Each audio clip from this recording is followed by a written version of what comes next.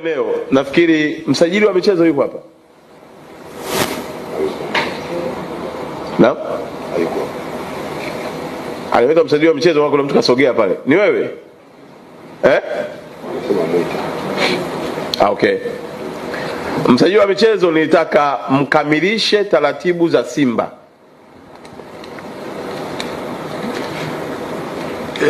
Simu zimekuwa nyingi kwetu, na mimi nisingependa kuanza kutoa maoni na kuingilia mchakato, na niwahakikishie tu wapenzi wa michezo, kama kuna kipindi sheria zitafuatwa na kanuni, ni kipindi hiki cha uongozi wangu. Na msajili kwa mujibu wa taratibu anapokamilisha awajulishe wahusika waendelee. Singependa kama waziri kila mara kuanza kutolea ufafanuzi jambo hili, katiba yao imekuwa hivi, wamefikia hatua hii. Hapana, kwa sababu ni jambo la kitaratibu, kanuni zipo, sheria zipo, kwa ni kuhakikisha kwamba mnakamilisha haraka. Wewe ndio msajili. Sasa usipite hivyo, rudi kule. Ushakaa kwenye buffet unapakua peke yako bila kujali wenzako. Simama tu hapo. Kwa sababu unapopita pia angalia na wenzako wako kazini hao.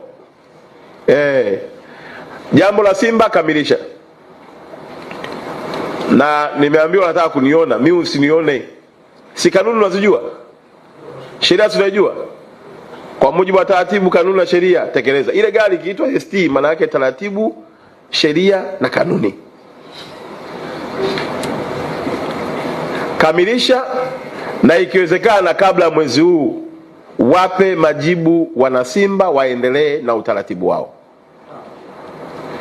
Kwa sababu tukianza kuonana hapa tafikia hatua lazima, unajua mheshimiwa waziri alielekeza hivi, unaanza kuingizwa kwenye mambo ambayo hata sio kwako.